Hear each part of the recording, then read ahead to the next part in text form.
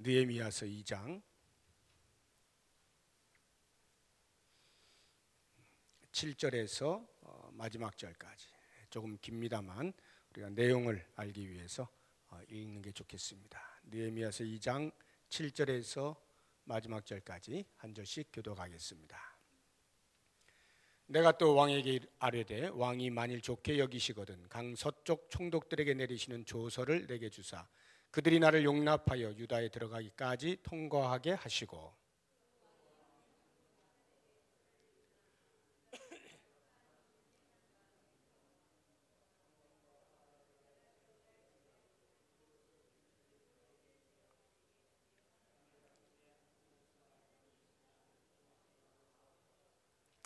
네, 좋습니다. 조금 크게 읽으셔야 서로 들리면서 맞출 수가 있습니다. 좀 크게 읽으시면서 옆에 분들하고 속도를 맞춰서 갑시다. 군대 장관과 마병을 보내어 나와 함께하게 하시기로 내가 강 서쪽에 있는 총독들에게 이르러 왕의 조서를 전하였더니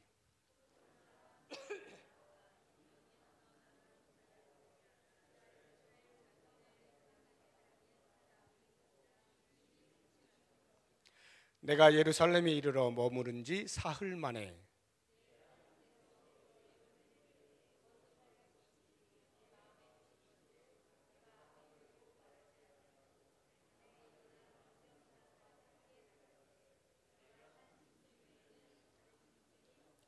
그 밤에 골짜기 문으로 나가서 용정으로 분문에 이르는 동안에 보니 예루살렘 성벽이 다 무너졌고 성문은 불탔더라.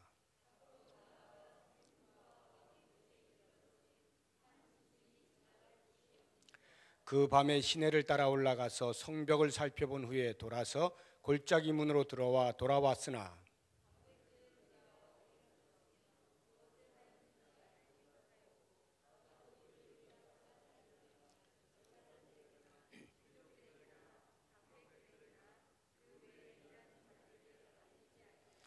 후에 그들에게 이르기를 우리가 당한 곤경은 너희도 보고 있는 바라. 예루살렘이 황폐하고 성문이 불탔으니 자 예루살렘 성을 건축하여 다시 수치를 당하지 말자 하고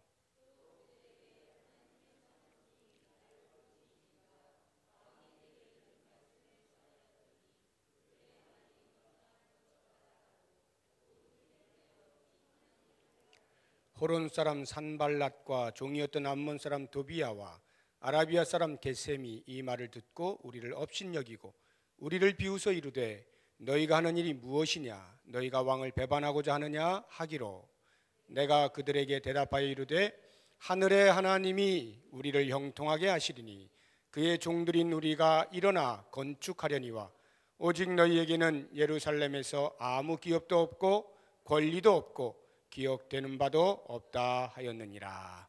아멘. 네, 우리가 지금 느헤미야를 계속 보고 있는데 지난 시간에 느헤미야의 마음 가운데 다가온 부담을 어떻게 하나님께서 주신 비전으로 승화를 시켰는가 하는 부분을 보았습니다. 다른 그 무엇보다도 어떤 이야기를 들었을 때 그것이 마음의 부담이 되어져서 하나님의 심어준 비전으로 되기까지 기다리면서 기도를 하죠. 간절히 기도하는 가운데 점점 부담이 더 크게 와 닿아지고 결국은 그 부담이 비전으로 이루어지는 그 순간을 놓치지 아니하고 담대하게 자신의 목숨까지도 위태로운 것을 알면서도 말을 함으로써 그 왕 앞에서 은혜를 입은 거기까지 우리가 지난 시간에 보았습니다. 오늘은 그 다음으로 그렇게 해서 마음에 심겨진 비전을 이룬다라고 할 때 비전을 성취하는 여기에서 우리는 그러한 마음의 비전이 심어지기만 하면 저절로 되는 것이 아님을 오늘 말씀을 통해서 좀 볼 필요가 있습니다. 비전이 성취가 되기까지의 과정이 반드시 있습니다. 과정 없이 그냥 하늘에서 뚝 떨어질 것 같으면 굳이 비전을 보여주실 필요도 없는 거죠. 그 과정을 비전을 받은 자가 이루어내야 할 의무가 있는 것입니다. 그 과정이 오늘 말씀 가운데 나오게 되는데요. 제가 이 과정을 일컬어서 전략이라 이렇게 표현을 해보겠습니다. 전략. 비전이 이루어지기 위해서는 반드시 전략이 필요합니다. 우리가 흔히 전략이라는 말을 쓸 때는 기본적으로 뭐 좋은 의미도 있습니다만 이렇게 머릿속에 툭 들어오는 것은 그리 이렇게 썩 좋아 보이지 않는 의미가 더 많이 쉽게 다가오곤 합니다. 그래서 뭔가 이렇게 술수를 쓰는 것만 같은, 사람이 인위적으로 뭔가를 해서 억지로 어떤 성취감을 맛보게 하는 그러한 데 필요한 것으로 전략이라고 하는 말을 이해하기가 쉽습니다만, 제가 오늘 여러분들과 함께 생각하고자 하는 전략이란 그런 것은 전혀 아닙니다. 이 비전이 이루어지는데 반드시 겪어야 할 과정, 반드시 필요한 것, 이것을 제가 이제 전략이라 이렇게 말을 하고, 그 전략적 행동을 느헤미야가 어떻게 했는가라고 하는 것을 우리가 같이 한번 살펴보려고 하는 것입니다. 세 가지 정도를 우리가 볼 수가 있는데, 이것은 모든 사람들이 어떤 비전을 이루어내는 데 있어서 반드시 이러한 전략을 써야 된다라고 하는 의미는 아니에요.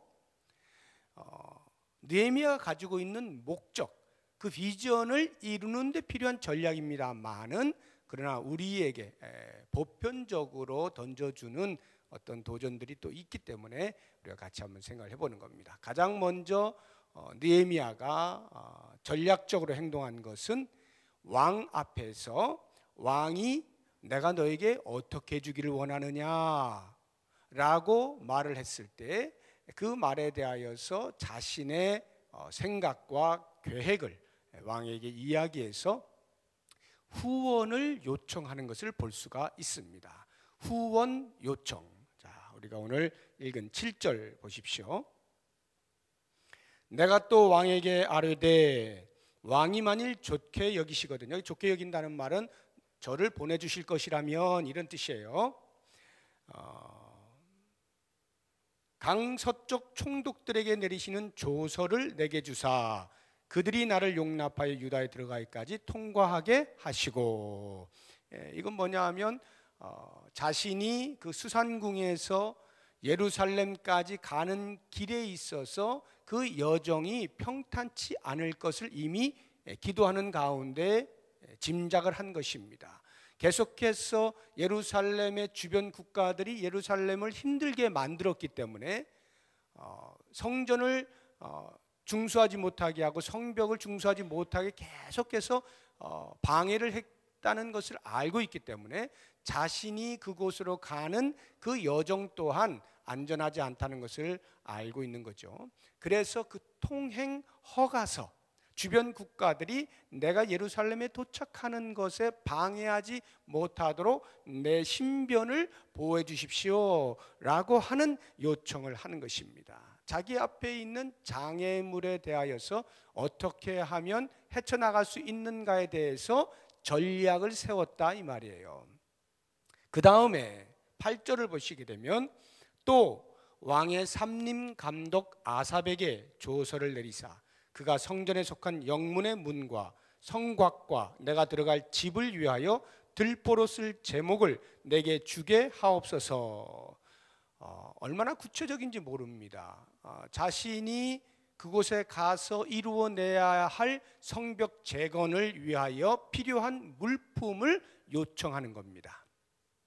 이러이러한 것들이 제게 필요한데 이것을 좀 주십시오. 그런데 그 내용을 보시면 왕의 삼림 감독 아삽에게라고 해서 그 삼림 감독이 누구인 줄도 알고 그 사람을 지목함으로써 얼마나 구체적으로 느헤미야가 이미 생각 가운데에서 이 모든 것들을 진행해 왔느냐라고 하는 것을 금방 알 수가 있는 것입니다.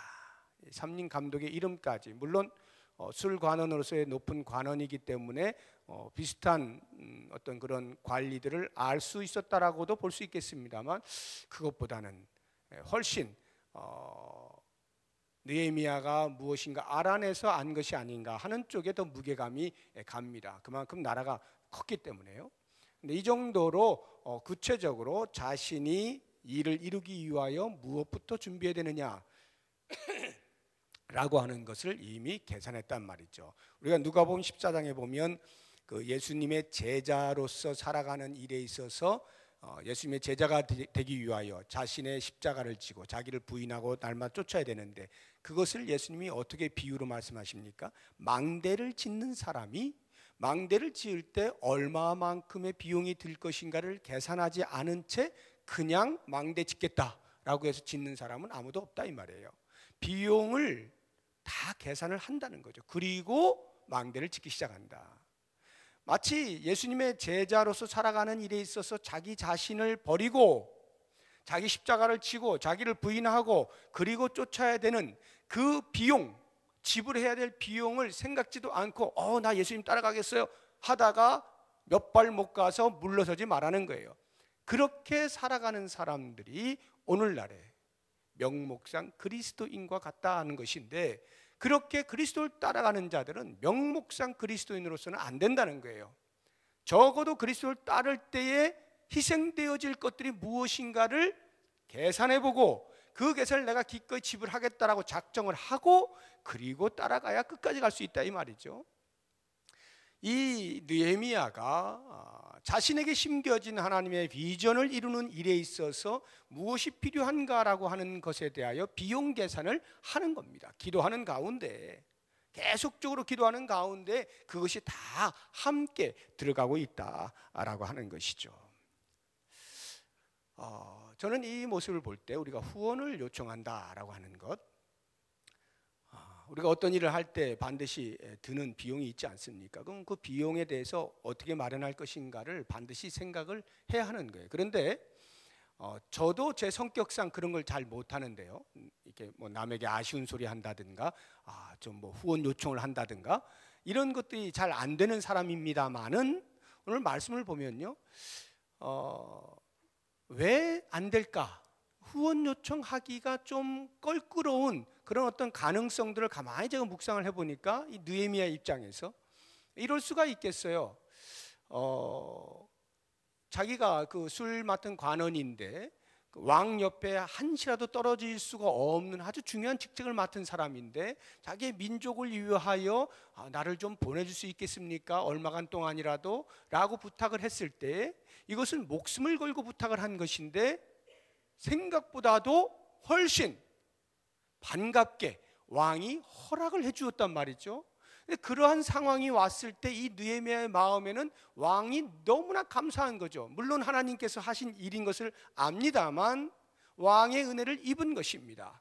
그러니 그것만 해도 감지덕지한데 또 무엇을 더 부탁하겠나 싶은 그런 마음이 생기면 이런 말을 하지 못하지 않았을까 하는 생각이 드는 겁니다. 염치가 없잖아요.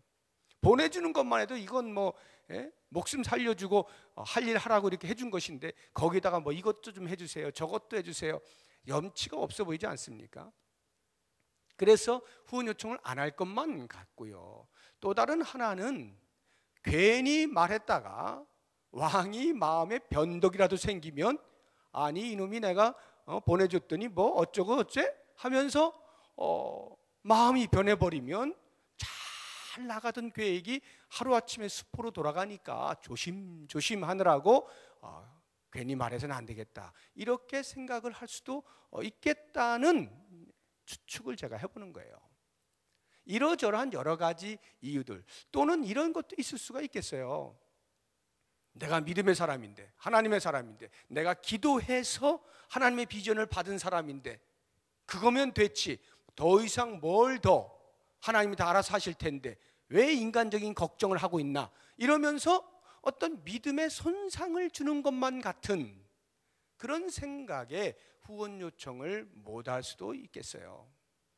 그런데 느헤미야는 과감하게 그 왕 앞에서 자기가 필요로 하는 것을 조목조목 자신의 계획 가운데 있었던 것을 놓치지 아니하고 다 말하는 것을 보게 됩니다. 우리가 선교사님들이 이제 선교사 파송을 받을 때 훈련을 많이 받습니다. 선교사로서의 자질에 관련되어진 훈련과 그 다른 문화, 타 문화에 대한 이해 또는 언어 습득 능력 이런 것 등등 많은 훈련을 받아요. 그런 훈련을 다 받아서 통과가 됐어요. 그러면 이제 파송을 받지 않습니까? 그런데 파송을 할 때 마지막 절차가 있습니다. 그거가 안 되면 아무리 훈련 잘 받았어도 못 나가요. 그게 뭔지 아십니까? 후원금 모집이에요. 후원금 모집이 필요한 만큼 안 되면 절대로 안 내보내줍니다. 참 이상하죠. 하나님께서 선교사로 보내셨다라고 한다면 그거 뭐 먹고 마시는 거 걱정하나? 우리 성경에 보면요, 그렇죠? 그의 나라와 의를 구하면 알아서 다 해주실 건데 하고 그냥 파송하면 될 것 같은데 선교 기관에서는 절대로 파송을 안 합니다. 그래서 후원 교회나 후원자가 필요한 만큼 그곳에서 생활하는데 필요한 만큼 충족되도록 모집이 되지 않으면 절대로 안 내보내줘요.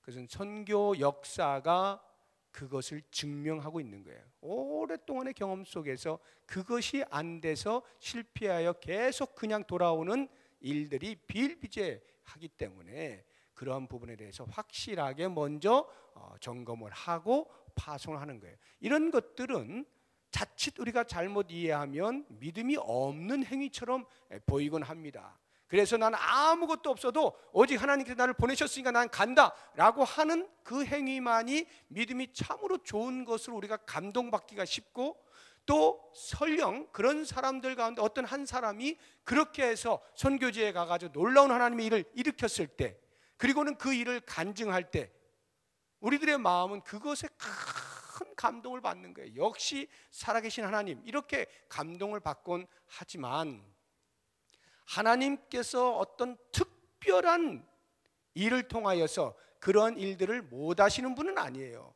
하나님이 뭐 못 먹여 살리시겠어요? 다 먹여 살리시죠. 그걸 못 하셔서가 아니라 하나님의 비전, 그것을 이루는데 우리들이 해야 할 일들이 있다 이 말이에요. 그것을 소홀히 여기면 안 된다는 거예요. 그것을 믿음이라고 하는 것으로 희석해서 가만히 앉아 있는다고 해서 하나님이 하게 하시지 않는다 이거예요. 이 부분을 우리가 정확히 알 필요가 있는 거죠. 느헤미야는 자기가 그곳에 가서 해야 할 일들을 이루기 위하여 사전에 해야 할 그 후원 요청을 분명하게 하고 있는 것을 보면서 우리들의 어떤 그 교회 사역도 역시 마찬가지입니다. 교회에 얼마나 많은 사역들이 있어요. 얼마 전에도 우리 캄보디아 단기 선교팀 갔다 왔잖아요. 그때 우리 성도님들 후원하셨죠.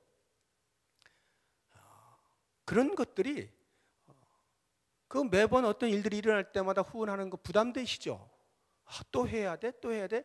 만약 부담으로 다가오시면 안 하시면 됩니다. 그러나 그렇게 하는 그 행위를 통하여 어쩌면 하나님께서는 온 성도들의 마음을 그리로 모으시는 것인지도 모르는 거예요. 그렇기 때문에 후원하는 행위에 대하여서 너무 두려워하거나 눈치를 보거나 너무 그럴 필요가 없어요. 왜? 하나님께서 감동 주시는 자의 마음을 여시기 때문에. 그렇지 않은 사람은 가만히 있으면 되는 거거든요. 물론 교회가 재정이 막 넉넉해가지고 무슨 일을 해도 교회 재정으로 다 되면이야 뭐 무슨 상관이 있겠어요. 근데 제가 볼 때는 하나님이 그렇게 안 하시는 것 같아요. 교회 재정을 그렇게 넉넉하게 뭐 하자 할 때마다 풍성해가지고 뭐든지 다 그냥 교회 재정으로 다 되도록 그 정도로 넉넉하게 주시지가 않는 것 같아요. 어느 교회를 막론하고. 그래서 어떠한 사역들을 하게 되어질 때 재정이 필요하다라고 하면 교회 앞에 이야기를 하고 마음에 감동이 되는 분들이 후원을 하고 그렇게 해서 일을 이루어 나가는 거, 저는 바람직하다라고 생각합니다. 자, 느헤미야가 그와 같은 후원 요청을 합니다. 그러니까 어떤 일이 벌어지느냐 하면 9절을 보세요. 놀라운 일이 일어나는 겁니다. 9절. 군대 장관과 마병을 보내어 나와 함께하게 하시기로 내가 강 서쪽에 있는 총독들에게 이르러 왕의 조서를 전하였더니 해서 그가 도착을 하는 것입니다. 자, 느헤미야가 요청한 것은 자신의 안전, 신변의 보호와 그곳에 가서 성벽을 재건하는 데 필요한 물품을 조달해 주시오 라고 하는 것이었는데, 왕이 그에게 해준 것은 군대 장관과 마병까지 보내는 겁니다. 그러니까 신변 보호가 그냥 통행 허가서, 왕의 도장이 찍힌 조서 한 장이 아니라 아예 군대를 대동시켜 주는 거예요. 놀랍지 않습니까? 이게 뭘 말하느냐 하면, 느헤미야가 마음의 비전을 품고 그것을 이루어내기 위해서 내가 지금 해야 할 일에 대해서 하고 있는 것입니다. 그런데 그 전략이라고 하는 것조차도, 비전까지는 하나님이 하시는 일이고 전략은 사람이 하는 것, 그런 의미가 아니다 이런 말이에요. 전략조차도 모든 구석구석에서 하나님이 다 간섭하고 계신다는 거죠. 그래서 그 왕의 마음을 녹이시고 부드럽게 만드셔가지고 느헤미야가 요청했던 것보다 훨씬 많은 것을 줄 수 있도록 만들어 주신 거예요. 느헤미야가 이런 것을 보면서 얼마나 감동이 됐겠어요.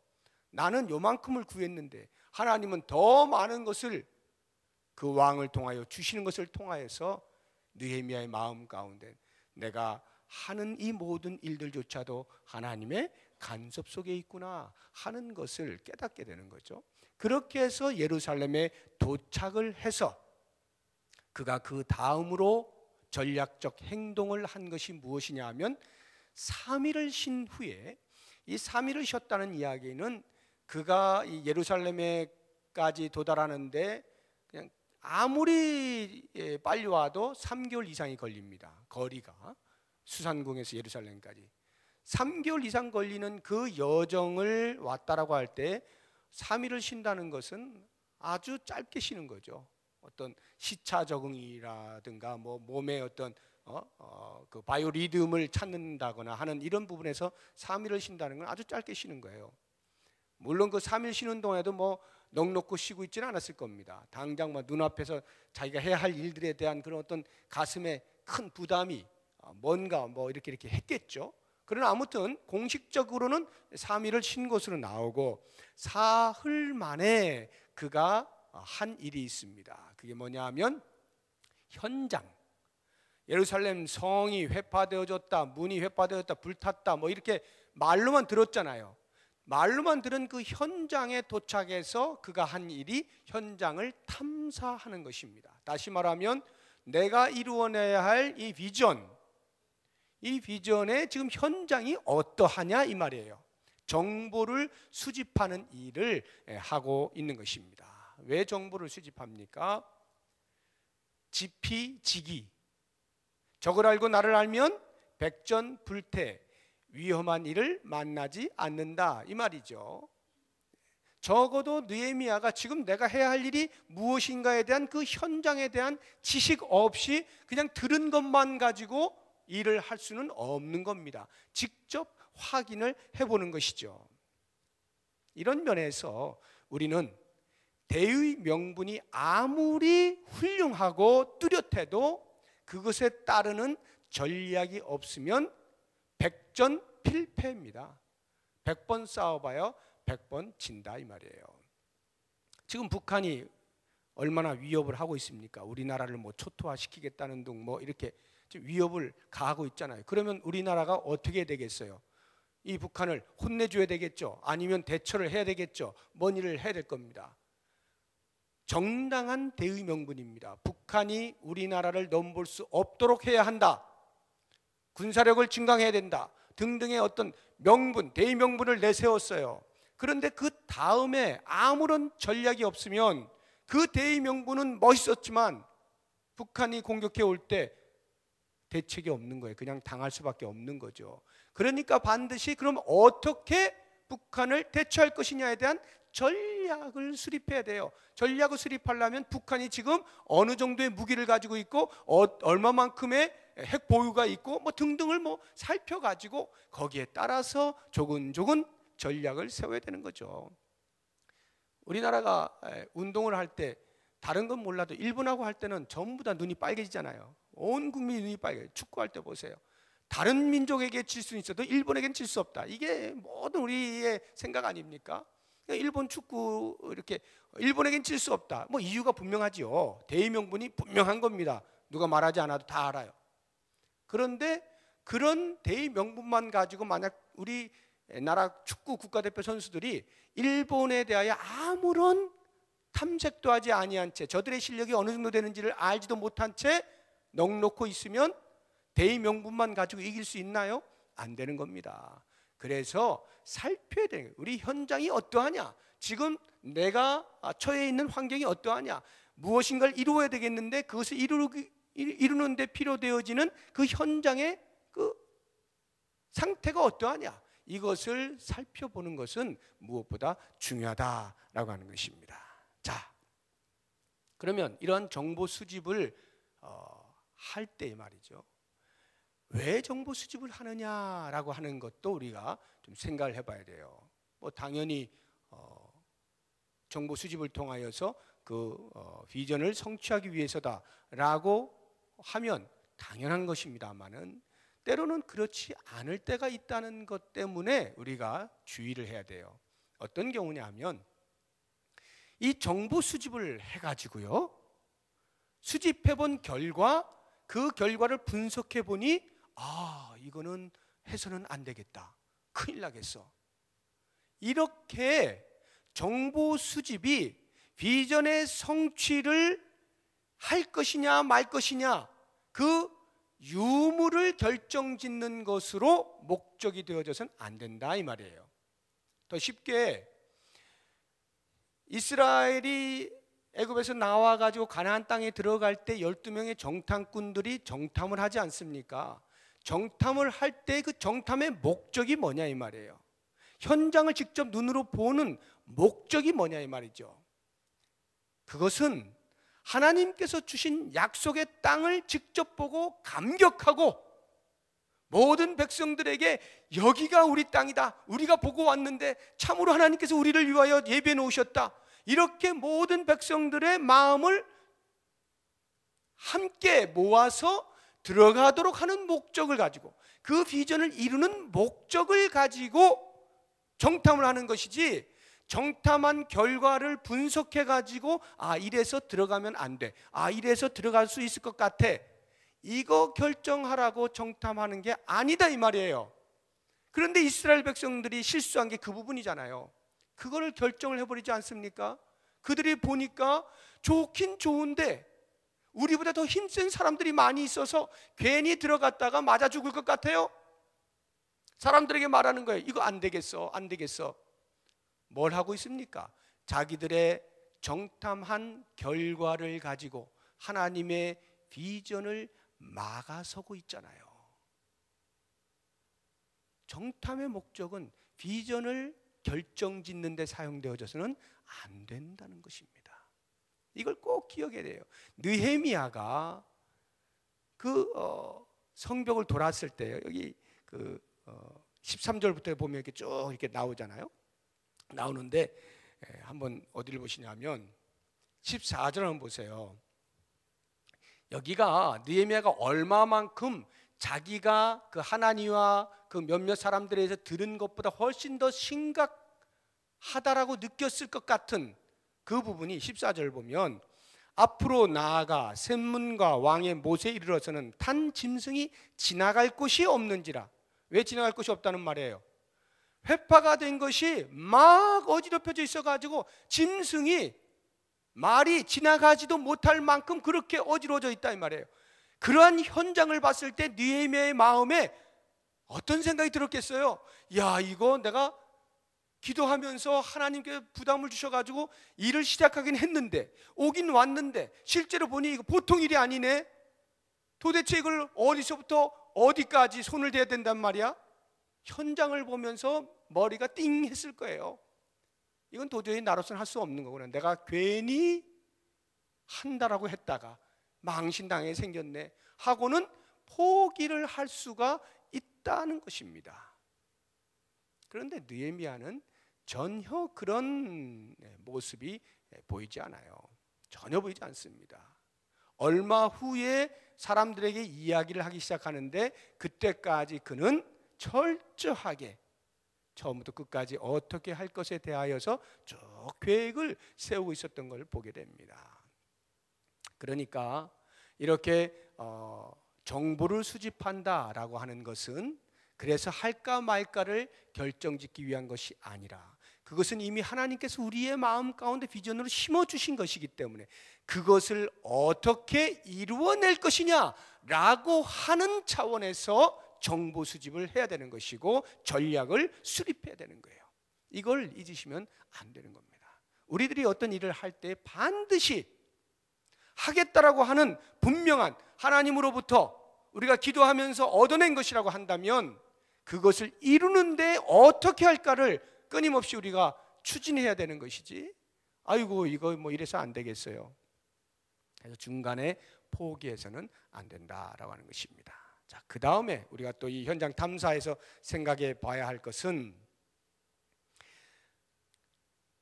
이 느헤미야가 하룻밤에 그 성벽을 다 돌아요. 하룻밤에 15절 보니까 그 밤에 해서 쭉 살펴본 후에 골짜기 문으로 다시 들어왔죠. 하룻밤 사이에 그걸 다 돈 거예요. 자, 그렇다고 하면 하룻밤 사이에 과연 그가 살펴보아야 할 모든 정보를, 그가 수집해야 될 모든 정보를 다 얻을 수 있었을까요? 그럴 수는 없었을 겁니다. 절대로 그럴 수가 없는 거죠. 그럼에도 불구하고 느헤미야는 그 일 후에 얼마 있지 아니하여서 추진을 하거든요. 이건 무엇을 말해주느냐 하면, 우리가 어떤 일을 이룰 때, 비전을 성취하고자 할 때에 정보를 수집하는 중요한 전략적 행동을 해야 하지만 그것이 모든 것을 완벽하게 갖춘 다음에 실시하려고 하면 죽어서도 못할 수가 있는 거예요. 그래서 모든 정보가 아닌 필요한 정보를 얻고 그것에 준하여 실시해야 되는 것이에요. 모든 정보를 다 얻기까지, 그래서 어느 하나라도 빈틈이 없기까지 준비했다가 실시하면요, 준비하다가 죽는다니까요. 그런 일이 있어요. 그래서 필요한 정보, 큰 그림 그려지면 세세한 것들은 역시 하나님의 도우심에 우리가 반응하면서 나아가는 것이에요. 이게 중요한 것입니다. 필요한 정보를 얻는 정도면 된다라고 하는 것입니다. 자, 그 다음 또 하나, 이 현장 탐사에 있어서 느헤미야가 밤에 갑니다. 밤에 나가요. 밤에 나간다는 말은 아무도 모르게 나간다 이런 뜻이에요. 그래서 16절 보면 방백들은 내가 어디 갔었으며 무엇을 하였는지 알지 못하였고, 나도 그 일을 유다 사람들에게나 제사장들에게나 귀족들에게나 방백들에게나 그 외에 일하는 자들에게 알리지 아니합니다. 조용히 비밀 탐사를 했다 이 말이에요. 단 몇 명만. 12절 보세요. 중간에 보니까 밤에 일어나 몇몇 사람과 함께 나갈새, 밤에 일어나 몇몇 사람, 오직 몇몇 사람과 함께만 나갑니다. 비밀 탐사를 하는 것입니다. 자, 왜 느헤미야가 비밀 탐사를 했을까? 모든 사람들에게 다 알리고, 자 이제부터 내가 현장을 탐사하겠다 이렇게 해도 될 텐데 왜 자기만, 아니면 소수의 사람만 몰래 그렇게 했는가라고 할 때 두 가지를 생각해 볼 수 있어요. 하나는 외적으로 이미 느헤미야가 수산궁에서 예루살렘으로 온다라고 하는 전보를 다 받았고, 그 통행 허가서까지 받고 군대까지 거느리고 왔을 때 주변 국가들이 벌써 신경 쓰는 것 아닙니까? 야, 이거 어떻게 된 일이야? 이거 다시 또 예루살렘이 어떻게 되는 거 아니야? 막 이런 신경이 곤두서 있어요. 그럼 그 사람들이 가만히 있을 리가 만무하죠. 이 느헤미야가 와서 무엇을 어떻게 할까를, 동태를 살피기 위하여 분명히 첩자들을 심을 것이란 말이죠. 예루살렘의 그 적대국들의 어떤 첩자들이 여기저기서 지금 느헤미야의 동태를 살피고 있다 이거지. 그럴 때 느헤미야가 대놓고 현장을 탐사하고 내가 이거 할 거야 하고 막 이렇게 하면 일이 시작되기도 전에 반대가 급격하게, 그래서 방해와 장애물들이 생겨날 수가 있는 거죠. 또 다른 하나는 외적인 게 아니라 내적으로 유다 백성들 사이에서 그들이 귀환하여서 이미 그들의 마음 가운데에는 패배의식이 가득 차 있습니다. 성벽을 중수하지 않은 게 아니에요. 2차 귀환 시에 그들이 와서 노력을 하다가 주변 국가들의 방해에 의해서 멈춘 거거든요. 그러니까 그 사이에 우리들은 안 돼, 우리들은 안 돼, 이런 패배의식이 가득 차 있었던 거예요. 전부 다 그러고 있는 거예요. 그 사이에 뭐 영웅이 나오지도 않고 전부 다 그러고 있는데 느헤미야가 덜컹 가가지고 야, 나 총독으로 왔다, 이제부터 우리 이거 하자 하고 바로 시작을 해버리면 시작도 하기 전에 그들의 마음 가운데 이런 말 저런 말이 얼마나 많이 나오겠어요. 이게 할 수 있는 거니 할 수 없는 거니, 저 사람이 진짜니 아니니, 별말을 다 해가면서 느헤미야가 정작 시작하기도 전에 말들로 인하여서 혼란이 일어날 것이 분명하기 때문에 그러한 것들을 예상한 느헤미야가 비밀 탐사를 하는 것이죠. 오직 그가 믿을 수 있을 몇몇 사람과만, 이 몇몇 사람이라고 하는 것은 혼자서 자기 자신이 건축 전문가가 아닌데 돌아본들 뭘 어떻게 큰 답을 얻겠어요. 그러니 아마도 거기에 깊은 관련이 있는 몇몇 사람들이겠죠. 그런 사람들을 대동해서 비밀리에 탐사를 했다라고 하는 것입니다. 이걸 보면 저는 어떤 일들은 교회 안에서 비밀리에 일어나야 할 일들이 있어요. 비밀리에 진행돼야 될 일이 있어요. 또는 모든 사람의 공개해서 모든 사람의 동의를 얻고 모든 사람들이 그렇구나 하고 이렇게 해서 가야 할 것들이 있습니다. 분명히 그 차이가 있어요. 저는 이것이 지도자의 몫인 것 같아요. 지도자가 그 부분을 정확하게 분별해내는 겁니다. 이것이 과연 모두에게 알려서 가야 할 것이냐, 아니면 조용히 일정 기간 동안 조용히 그렇게 가야 할 것인가. 그리고 일정 기간 동안 조용히 간다면 언제 이것을 모든 사람들에게 이야기할 것인가. 이런 어떤 타이밍, 이것을 결정하는 것은 지도자의 몫인 것 같아요. 그래서 여기서 있는 제가 교회적으로 일어나는 어떤 일들에 대하여서도 역시 마찬가지고, 여러분들이 맡은 어떤 부서, 조그마한 어떤 그런 곳곳에서도 지도자 역할을 할 때도 역시 마찬가지로 이런 원리는 분명한 것 같습니다. 잘 판단해야 돼요. 영적으로 분별력이 있어야 되겠죠. 그래서 이것은 괜히 말해가지고 오히려 더 어지럽혀질 것 같으면 조심하는 게 좋은 것이죠. 네. 예를 들어서 제가 이렇게 당회에서 어떤 중요한 결정을 했다고 치죠. 아직은 온 성도들에게 알리면 안 되는 그런 상황이고, 일정 기간 동안 우리들이 잘 준비하고 계획을 세우고 살펴보고 이래서 때가 되면 알립시다 라고 만약에 그렇게 결정을 했는데 이것이 새 나갔어요. 새 나가가지고 성도들이 다 알아버렸네. 여기서 수군 저기서 수군, 뭐 당회에서 뭐 이렇게 준비해서 뭘 할 겨를도 없이 여기저기서 벌써 다 안다는 듯이 이 말하고 저 말하고 이래버리면 망해버리는 거예요. 그러니까 이런 것들은 철저하게 그 지도부에서 결정을 내려서 이것은 비밀리에, 이것은 공개적으로 확실하게 결정을 하고 그대로 진행이 될 때 교회가 안정되게 평화스럽게 나아갈 수 있다라고 하는 것이, 그것은 어느 단체를 막론하고 모두에게 해당이 되는 그런 모습이다 하는 것입니다. 자, 이제 마지막 세 번째로 이 느헤미야가 전략적 행동을 한 것은 17절 이후에 나오는데 사람들의 동기를 부여시키는 일을 이제 하는 것입니다. 17절 한번 보십시오. 후에 그들에게 이르기를 우리가 당한 공경은 너희도 보고 있는 바라. 예루살렘이 황폐하고 성문이 불탔으니 자 예루살렘 성을 건축하여 다시 수치를 당하지 말자 하고 이제 18절까지 있는데요. 이 17절과 18절 두 절에서 느헤미야가 어떻게 동기를 부여하고 있는가 하는 것을 제가 네 가지 의식으로 이야기를 하는데, 첫째, 동료 의식을 가지고 동기를 부여하고 있습니다. 동료 의식. 17절 보십시오.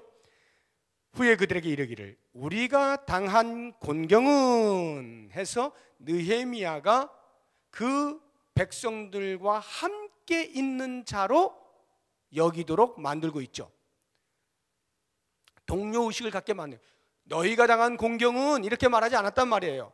느헤미야는 얼마든지 그렇게 말할 수 있는 사람이에요. 먼 데서 온 사람이잖아요. 먼 데서 총독으로 왔어요.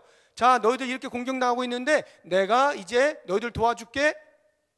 이런 식으로 말하지 않았다는 말이죠. 자기 자신도 그 어려움의 한 사람이다. 어려움을 겪고 있는 한 사람이고, 나도 너희 민족과 똑같다. 나도 유대 민족이고 나도 유다 사람이고 이 아픔에 나도 겪고 있는 사람이다. 당신과 내가 하나다 라고 하는 이와 같은 동료 의식을 가지고 사람들의 마음을 움직였다라고 하는 것을 보여줍니다. 그러니까 총독이니까 다스리러 온 것이고 지배하러 온 것이고 뭐 때문에 왔는지 사람들이 궁금할 텐데, 다른 그 무엇보다도 우리가 당한 공경은에서 함께 아파하고 있는 그 모습을 보게 되는 거고요. 두 번째는 문제의식입니다. 문제의식. 너희들이 지금 문제라고 생각하고 있는 이것에 대하여 나도 충분히 인식하고 있다라고 하는 이 문제의식을 통하여 동기를 부여하고 있는 것입니다. 여기 보니까 너희도 보고 있는 바라 예루살렘이 황폐하고 성문이 불탔으니, 이것은 느헤미야가 직접 봤다 이 말이에요. 느헤미야가 그 모든 어려움들을 직접 눈으로 다 보고 확인했다는 것이죠. 너희들만 문제를 알고 있는 것이 아니라 나도 문제를 충분히 인식했다라고 함으로써 그들에게 동기를 부여하고 있다는 것이죠. 그러니까 단순한 허영심이나 어떤 영심리로 내가 와 있는 것이 아닌 것을, 그 문제를 해결하고자 하는 분명한 목적의식을 가지고 왔다라고 하는 것을 그들에게 말해주고 있는 거죠. 그리고는 그 다음 보면 이제 도전의식을 심어주는 겁니다. 도전의식. 자, 예루살렘 성을 건축하여 다시 수치를 당하지 말자. 이미 그들이 패배의식에 사로잡혀 있었다고 했죠. 그것을 깨뜨리는 겁니다. 그냥 주저앉아 있을 일이 아니다는 것입니다. 이제는 우리가 일어나야 할 것이라는 거죠. 이렇게 수치를 당하고 있을 것이 아니라는 거예요. 그 수치라고 하는 것은 하나님의 백성된 자들로서 당하지 말아야 할 것들을 당하고 있는 수치만이 아니라 하나님께서 받지 말으셔야 할 수치를 우리로 말미암아 당하고 계시다, 이 부분을 도전하고 있는 거예요. 사랑하는 여러분, 하나님께서는 수치를 받으실 분이 아닌데 우리를 통하여 지금 많은 사람들에 의하여 수치를 당하고 있습니다. 우리가 그 자리에 머물러 있어서는 안 됩니다. 그 자리에 앉아 있어서는 안 됩니다. 일어나야 되죠. 하나님의 영광을 위해서, 하나님의 이름이 망령되이 여김을 얻지 않기 위하여 우리가 앉아 있으면 안 됩니다. 일어서야죠. 이렇게 강력하게 도전하고 있는 이것을 통하여 그들의 마음을 움직이는 게 동기부여를 하고 있는 것이죠. 그리고 마지막 네 번째로 신앙의식을 통하여서 동기부여를 하고 있는 것을 봅니다. 그것이 18절에 나옵니다. 또 그들에게 하나님의 선한 손이 나를 도우신 일과 왕이 내게 이런 말씀을 전하였더니, 자, 이 말을 보세요. 신앙의식을 통하여서, 다시 말하면 지금까지 어떻게 해서 이와 같은 일들이 여기까지 왔는지에 대하여서 말을 할 때에 하나님의 선하신 도우시는 손길이 있었다는 것입니다. 그래서 그 일로 말미암아 그 아닥사스다 왕이 나에게 은혜를 베풀어서 나로 하여금 여기까지 오게 했다는 것이죠. 이 모든 진행되는 일들은 다 하나님께서 계획하시고 진행하시는 것이다 라고 하는 자신의 신앙을 간증하고 있는 거예요. 그렇게 함으로써 내가 믿고 있는 하나님이 너희의 하나님이 아니냐, 내가 믿고 있는 하나님이 우리의 하나님이시니 이 우리의 하나님이 이 일을 직접 하고 계신다. 우리 모두 힘을 합하자. 이러한 신앙의 공유, 이것을 느헤미야가 시도함으로써 그들의 마음을 움직이는 거예요. 그 결과가 어떻습니까? 18절 뒤를 보니까 그들의 말이 일어나 건축하자 하고 모두 힘을 내어 이 선한 일을 하려 하며. 자, 이게요 그냥 느헤미야가 몇 마디 자 이렇게 하자, 자 이렇게 합시다, 그러니까 그들이 그래 한번 해봅시다, 이런 반응이 아니라는 걸 아시겠죠? 지금 말은 간단하게 이렇게 써놨습니다만 이렇게 되기까지의 그 모든 그 상황의 긴장감을 생각해 보세요. 전부 다 주저앉아 있는데 아무도 이건 못하는 거야. 전부 다 이제 우리는 끝났어. 하나님이 뭐 귀환은 시켜주셨는데 성벽 하나 제대로 못 세우고 맨날 주변 국가들에 의해서 피해나 보고 있고 우리는 이것으로 끝나는 인생이야, 이러고 있는 패배의식에 젖어 있는 사람들이 느헤미야의 강력한 도전을 통해서 그들의 마음이 막 뜨거워진 거예요. 그러니까 느헤미야가 이야기하는 가운데에 그들의 마음이 조금씩 녹아지는 거죠. 변화가 되어지는 거죠. 그래서 같이 도전의식을 갖게 되어지는 것이고, 이게 가능한 일인가 보다. 야, 우리가 주저앉아 있으면 안 되는구나. 하나님이 하신단다. 강력한 도전을 받으면서 그들이 입을 모아서 함께 우리가 하자 하고 이렇게 힘을 모았다는 거죠. 저는 이 모습을 보면서 이것이 참으로 하나님이 하시는 일이다. 하나님께서 인간의 전략 속에서도 여전히 간섭하시고 개입하시고 다가오셔서 마음들을 움직여 주시고 일어나게 하시고 하는 모든 것들을 함께 하시는구나.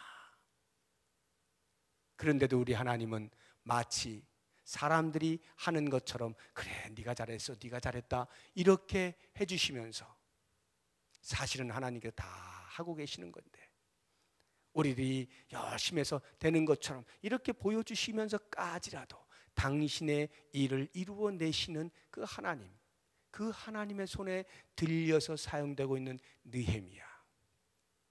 저는 이 느헤미야를 보면서 저 자신에게 그 누구보다도 저 자신에게 큰 도전이 되어지고 있고, 과연 하나님께서 내 마음 가운데 심어주신 비전을 이루는 일에 있어서 나는 얼마만큼 전략적으로 준비하고 계획하고 행동으로 옮기고 있느냐라고 하는 부분들을 생각해 보는 겁니다. 이것이 여러분 각 개인에게 있어서도 각자의 처한 위치에서 어떤 지도력을 발휘하게 되어질 때에 느헤미야와 같은 이런 모습들이 크게 도움이 되길 바라고, 그래서 하나님의 일을 이루어내는 일에 크게 쓰임받을 수 있는 우리 모두가 되기를 주의 이름으로 축복합니다. 기도하겠습니다.